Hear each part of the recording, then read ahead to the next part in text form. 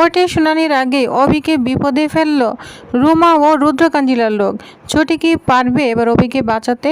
তো কি হতে চলেছে সম্পূর্ণ জানতে হলে ভিডিওতে একটি লাইক দিয়ে চ্যানেলটি সাবস্ক্রাইব করে পুরো ভিডিওটি দেখতে থাকুন।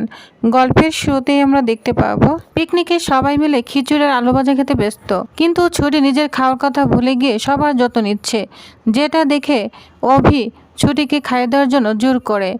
এরপর অভি সবাইকে দেখে এবং পাশে ঝুমকি ছিল, ঝুমকিকে দেখিয়ে অভি ছুটিকে খাইয়ে দিচ্ছে, যেটা দেখে ঝুমকি জ্বলতে থাকে।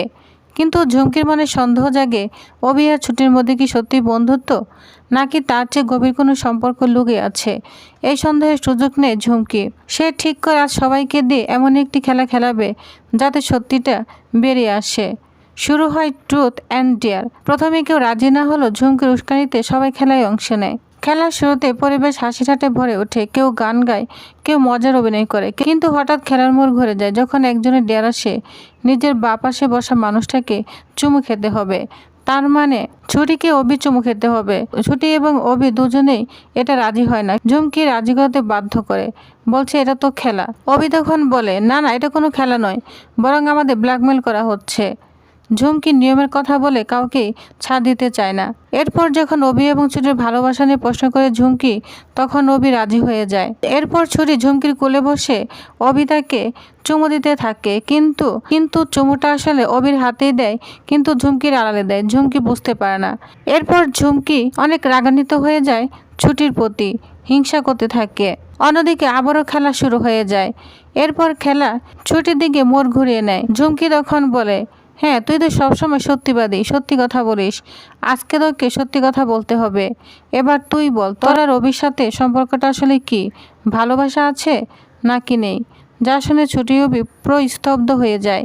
অভি তখন মনে মনে বলে, তাহলে ছুটিকে আজকে সব বলে দিবে?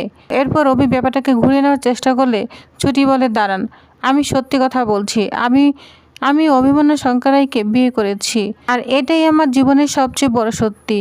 যা শুনে ঝুমকি অবাক হয়ে যায় আর হিংসায় জ্বলতে থাকে। আর ঠিক তখনই খবর আসে আবহাওয়া ভালো হয়ে গিয়েছে, বৃষ্টি থেমেছে, তাই সবাই এখন যার যার বাড়িতে ফিরে যেতে পারবে। কিন্তু ছুটির এই স্বীকারোক্তির পর ঝুমকির মন আর আগের মতো নেই। প্রত্যেকে নতুন করে ভাবতে শুরু করে এবার এই সত্যি সামনে আসার পর কি ঘটবে। এরপর পিকনিক শেষ করে সবাই বাড়ি ফিরে, কিন্তু কারো মন শান্ত নয়। অন্যদিকে পরের দিন দেবদত্ত রায়চৌধুরীর মামলার গুরুত্বপূর্ণ শুনানি, তাই ছুটির কোর্টে যাওয়া খুব জরুরি। এরপর দেখা যায় ঝুমকি সকাল সকাল অভিদের বাড়িতে চলে এসেছে। বাড়ির চিকুটির সঙ্গে অভিনয় করতে শুরু করে, বলছে দাদা ভালো আছেন? ওই যে দেখুন আকাশে কি যেন উঠছে। চিকুটি কিছু না বুঝে আকাশে তাকায়। তখন এই সুযোগে ঝুমকি তার ভাড়া করা গন্ডা অভির বাড়িতে যেতে সাহায্য করে। ঝুমকি চিকুটির সঙ্গে অভিনয় করে আকাশ দেখাতে থাকে। এই সুযোগে গুন্ডাটি একদম অভিদের বাড়িতে চলে গিয়েছে। তখন চিকুটিকে বলে, আসলে আমারই ভুল ছিল, বাচ্চাদের খেলনা, মানে ওই যে ড্রোন ক্যামেরা আছে না, ওইটার কথা বলছি আর কি, সরি আমি আসছি। এরপর ঝুমকি সে গুন্ডাটার কাছে চলে যায়, বলছে এটাই হচ্ছে। এরপর গুন্ডাটি অভির গাড়ির ভিতর ঢুকে যায় এবং ওইখানে ষড়যন্ত্র করতে থাকে অভিকে কিভাবে বিপদে ফেলা যায়। এদিকে ছুটি সবাইকেই জল নাস্তা দিবে, ঠামিকে জল নাস্তা দেয়। এরপর অভিকে এক গ্লাস জল দেয়, বলছে শুনুন আপনি না খাবারটা খেয়ে নিন, তারপর একা যাওয়ার চেষ্টা করবেন না, বুঝতে পেরেছেন? এরপর দেখা যায় এখানে ঝুমকি চলে এসেছে এবং গুড মর্নিং জানালে ঠাম্মি আর ঈশা অনেক খুশি হয়ে যায়। ঠাম্মি বলে, একদম ঠিক সময় এসেছ, বসো মা। এরপর ঠাম্মির পাশে বসে ঝুমকি। অভি তখন ঝুমকির কথা শোনাতে থাকে, বলছে আমি বুঝতে পারেন আপনি কেন বাড়িতে চলে যান, আপনার বাড়িতে যাওয়া কী দরকার, যদি সকালবেলা আর এখানে আসতেই হয়? রোজ নিয়মিত আসা শুরু হয়েছে। ঈশা তখন বলে, অভি এতে কি তোর কোনো অসুবিধা হচ্ছে? ঝুমকি তখন বলে, আমি আজ আসতাম না ঠাম্মি, আমি দেখলাম গরিব মাসি কচু চিংড়ি নিয়ে বসেছে, তাই আমি ওনার কাছ থেকে কিনেছি, আমরা না কিনলে ওনার কাছ থেকে কে কিনবে বলো? যেটা শুনে ঠাম্মি অনেক খুশি হয়ে যায়, বলছে এটাই তো আমার পরিমা। ঝুমকি তখন বলে, এজন্য কুচা চিংড়ি নিয়ে এসেছি, ছুটি আবার খুব ভালো কুচা চিংড়ি বুড়া বানাতে পারে। এদিকে অভি ছুটির কানে কানে গিয়ে বলে, বাবা আপনার বন্ধু তো পুরো বাউন্ডারির উপর দিয়ে খেলছে। ছুটি তখন বলে, এটাও ওর একটা মতলব হতে পারে। এরপর অভি ঝুমকিকে বলে, ম্যাডাম শুনুন আপনাকে একটা কথা বলি, আপনার টাইমিং সেন্স না খুব দারুণ, মানে আপনি খুব ভালো করে জানেন আজকে দেবদত্ত রায়চৌধুরী কেসে হিয়ারিং আছে আর ছুটিকে সেখানে উপস্থিত থাকতেই হবে, তাই আপনার আজকে চিংড়ি মাছের বড়া খাওয়ার খুব নেশা লেগেছে, আজকেই খেতে হবে আপনাকে, দারুণ বিউটিফুল। আপনি এক কাজ করতে পারেন তো, আপনি অভিনয় করুন। সিরিয়াসলি বলছি, আমার চেনাশোনা না ডিরেক্টর আছে, আমার এক দাদা সিরিয়ালের ডিরেক্টর অমিত দাস, আমি ওনাকে বলে না আপনাকে সুযোগ করে দিতে পারি, ভিলেন হবেন। ভিলেন খুব খুব ভালো দেখাবে আপনাকে। ঈশা তখন বলে, ভাই কি যে বলিস না। ঝুমকি তখন বলে, আমি যখন ভালো ব্যবহার করি তখনও আমার দোষ, তোমরা আমার সাথে সবসময় এরকমই করো, আমি খুব খারাপ তাই না? এসা তখন বলে, পরি আসলে এসব বানাতে গেলে তো ছুটিকে বাড়িতে থাকতে হবে তাই না, কিন্তু বাড়িতে তো ওর মনই বসে না। ঠাম্মি তখন বলে, আমাদের এই বাড়ির রীতি হলো আমাদের বাড়িতে এসে কেউ যদি খেতে চায় তাকে না বলা যায় না। অভি তখন বলে, বাহ হয়ে গেল, আচ্ছা ছুটি বানাও, চিংড়ির বড়া বানাও, ঠিক আছে। তখনই ওইখানে শিখা চলে আসে, বলছে আমি বানিয়ে দেই না, আমি তো ক্যানিংয়ের মেয়ে, বর্ষাকালে আমার ঘরের মধ্যে চিংড়ি মাছ হয়, আমি ধরিয়ে রান্না করি। কিন্তু শিখাকে কেউ বানাতে দিতে রাজি হয় না, ছুটিকেই বানাতে হবে। অভি তখন বলে, হয়েই গেল, আজ কোনো অপশন দেখতে পাচ্ছি না, যাও তুমি চিংড়ির বড়া বানাও। তবে একটা কথা বলছি, তাড়াতাড়ি আসবে, আর আসার সময় সাবিত্রী দিকে নিয়ে আসবে। ছুটি তখন বলে, ঠিক আছে। অভি বলে, বেরোচ্ছি। ঠাম্মি তখন বলে, এ কি দাদুভাই, তুমি খেয়ে গেলে না? অভি তখন বলে, খাবার না, জাস্ট মরে গিয়েছে, ওই যে ঝুমকির মুখটা দেখেছি, এই মুখটা দেখার পর না আমার খাবার রুচিটাই চলে গিয়েছে। ছুটি তখন বলে, ঠাম্মি মন খারাপ করবেন না, আপনার নাতনির জন্য আমি টিফিন প্যাক করে নিয়ে যাব। এরপর অভির মা এখানে চলে আসে। অভির মা বলে, অভি আমি তোর জন্য মিল্ক দিয়ে পায়েস বানিয়েছি, একটু খাবি না? অভি তখন বলে, রাতে এসে খাবো। ছুটি তখন বলে, মা অনেক কষ্ট করে রান্না করেছে।